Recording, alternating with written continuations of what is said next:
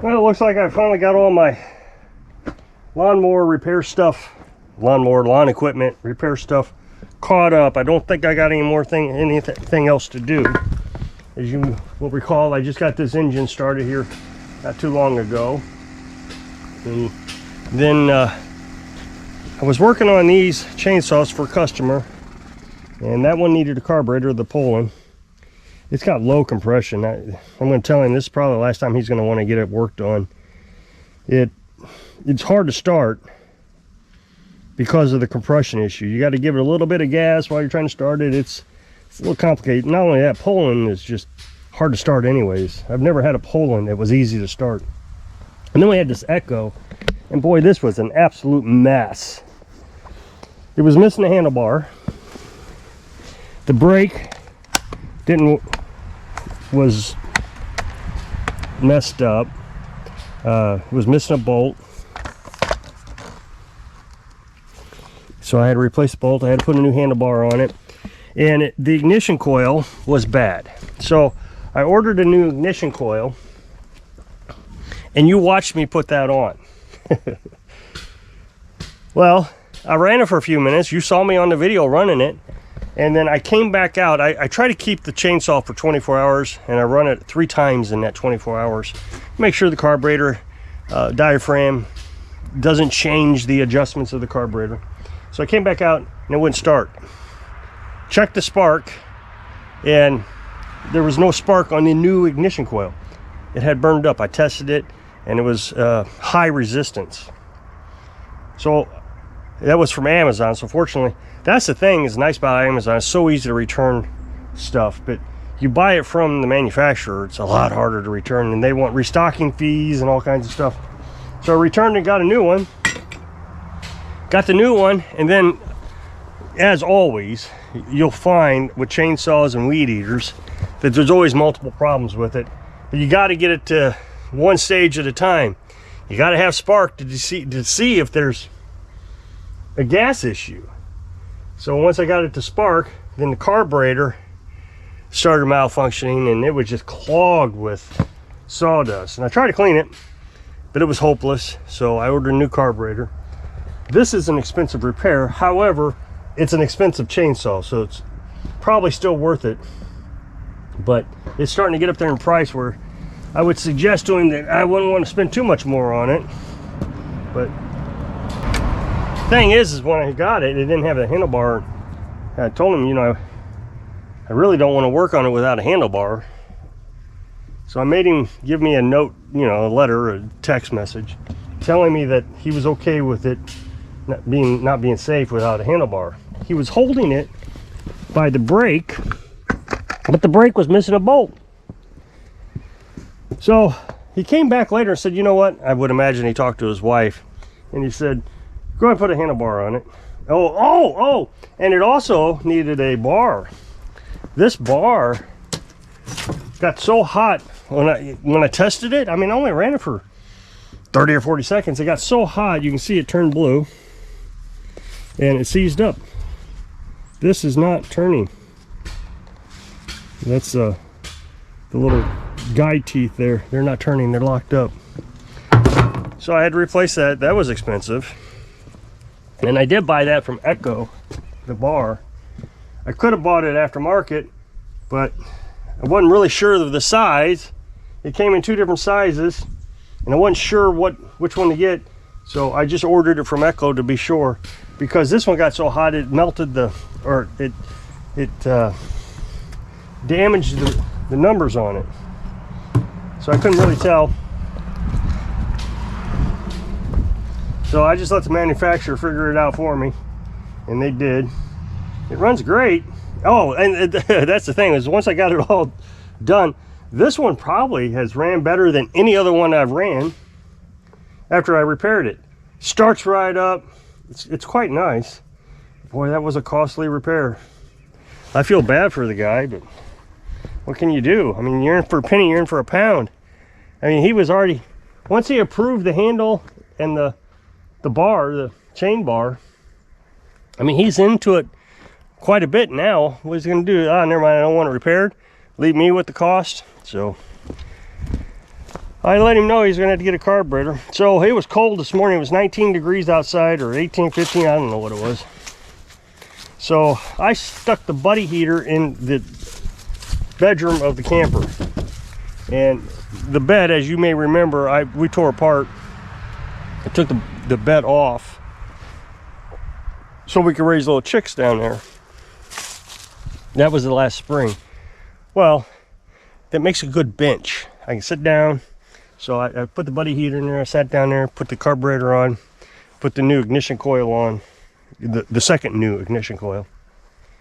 And we put the buddy heater in. Now, I didn't know there was a thermometer in here. Carolyn, I guess, hung one up for the chickens. And she says, "What's the temperature down there?" And what are you talking about? I don't know. So she came down and looked to the thermometer, and it was 25 degrees when she came down.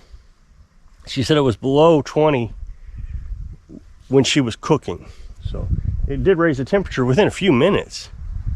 Well, by the time I was finished with the chainsaw, it was 60 degrees in there, which was fine. I mean, it's not, living conditions, but it was quite comfortable.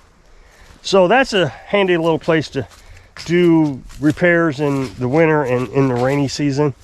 If it's not a lawnmower, I mean, if it's riding mower, obviously I can't do it in there, but that's a whole different story. Now, I just told you we raise chicks in here. You probably now know that the chicks that we bought and raised had Merrick's disease. So this whole area now is contaminated with Merrick's disease. We can't raise chickens in this area ever again. So, I mean, the chicken coop, everything has come out. So we decided we're not going to do it anymore. So we've tore this whole thing down. It would cost a fortune to redo the whole thing. And why do it twice? It just doesn't make sense. So you've seen the progress we've been making on this. And I mean, it's gotten pretty cold, so we've stopped. We'll wait until it's a little warmer and we might work on it some more. I mean, really all I got to do is rip this fence up now, take the last panel off of this one. And I might just be able to hook the beast up to the fence. The beast is the Craftsman lawnmower. And I might just be able to pull it. Yeah, see, the beast should take that right out. So that will be easy to do, and then we just got to cut these boards and stack them up somewhere. Carolyn wants to save them. Then we'll have the yard back. You will remember last winter we took the truck camper apart, disassembled it. Well, I basically cut it up into pieces and took it out to the dump. That's that right here. So that was nice to get rid of. That was the homemade camper. Of course, Carolyn last summer, let's see, so a year and a half ago, she put the shed up. So that we got rid of the camper. And then we'll get rid of this, and we'll have the yard back. Those of you who've been with me since the very beginning, I mean, I can think of 3 of you right now, Keith and John and Oscar have been with me from the very beginning. Now I know John, he was with me at the very, very beginning, like maybe the 3rd or 4th video. It was funny. I joined a minimalist group, huge group, and she kicked me out because I posted a video of the camper. She was, minimalistic, living in a camper, a pop-up camper no less. Even John mentioned it. You got kicked out for advertising how to be a minimalist. She would do these live streams on Facebook and in the Facebook group, and she would have all these fancy pieces of furniture and talk about minimalization, and she was just a snooty rich person. I don't know what she meant by minimalization, but she sure didn't. Anyway, she kicked me out, but he met me in there. He watched the video from that group and joined, subscribed to my channel.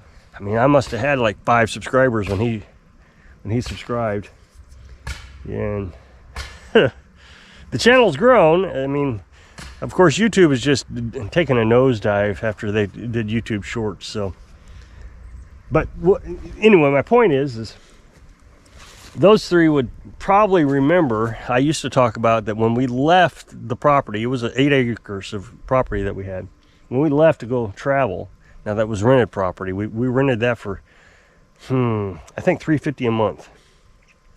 8 acres, a house, $350 a month. It was pretty nice. So I loved to mow. Of course, I didn't have any time to mow. I was so overworked. We worked 7 days a week. But when I got a chance, I would mow. I loved mowing. So I moved here, and we got 1.5 acres, and half of it is a wooded area, so I don't mow that. So I don't know what we got here, a 1/2 acre that we can mow, but it's all taken up. I mean, we had a shed, we had a camper, the chicken run, and then another camper. And so it's more of an obstacle course than a mow, than a yard, you know. So getting rid of this chicken coop, you know, I have big long stretches that I can mow. It'll be nice. I really like mowing. Now, I do want to address something. I do not agree with the folks that say that I should steal people's time off their lawnmowers. So as you know, this last summer I started working on lawnmowers. I used to do it in the past, but it was more of a for the friends and neighbors type of thing. But now, you know, I've actually got a sign out. I buy the parts instead of them buying the parts, that kind of thing. So one of the perks of working on people's mowers is I can mow the grass with their mower, and I can save my mowers. I don't have to run them. Now, I only use the mower for 15 minutes. The reason I test it for 15 minutes, unless they specifically tell me otherwise, which I've had to do that now, and I'll explain that in a minute. But yeah, I run it for 15 minutes so I can check to make sure the ignition coil is good and hot. Once the ignition coil is hot and it's still running, then I know the ignition coil is good. So that's all I mow. Well, I mean, 15 minutes, depending on the size of the mower, I may only get a little section done. So I take 5 mowers, 15 minutes each, and the yard's cut. But I get some of these people say, oh, you should mow the entire yard. You should go do your neighbor's yard. That way you can get a good test run on your mower. Well, you know, your customer's mower. But you're stealing time. Can you imagine? You take your car into the mechanic. He takes it for a test drive for 200 miles, 1,000 miles, just joyriding. No, they take it out for a little spin, get it hot, you know, 5-6 miles. I mean, I remember one time I took a car in, full tank of gas, and oh, it turned out to be it was all under warranty, thank goodness. But they ended up having to replace the entire upper portion of the engine, and they used the entire tank of gas and put it back. Oh, I thought that was just so frustrating to me. They ended up making me pay for something anyways out of that junky car. So no, I don't agree with it. Now, one of the things that I have been scolded about was not replacing the gas that I take out over their mower. I do not use their gasoline. So when somebody gives me a mower to work on, I remove all the gas. That way I can eliminate bad gas as being a problem. I put a little bit of fresh gas, of my fresh gas, into it, and you know, start it up, test it, see if it's going to run. But I don't put as much in as I take out. I just put enough to get it started to see if it's going to run, the 15-minute run time, and enough to show them that it's going to run, and then they pick it up. They're going to have to put more gas in it. And I think a lot of people think that's just terrible. But either way, you got to remember cost and overhead and all that. The more gas I put in it, the more the cost of the lawnmower repair is going to be. I do these lawnmower repairs for next to nothing. A quarter of a price of what the guy that works on them 20 miles away does. A quarter. So he's charging 4 times, is that right? 3/4. He charges 4 times the amount I do. So the folks in this area are getting a real bargain. because they're not going to pay anymore. They're not taking it out to that guy 20 miles away. And that's why there's so many junk lawnmowers that come around here. I mean, one that stopped running 5 years ago, and they bring it over. Can you fix this? The ropes, you know, degraded, and the wheels are falling off because it's all dry rotted, and it's a mess. And I'm trying to figure out how to repair it for a cost that's reasonable for them. So just adding more cost, more cost, more cost. People don't think about money. Made a rant video yesterday about it. They just don't care. Yeah, spend money.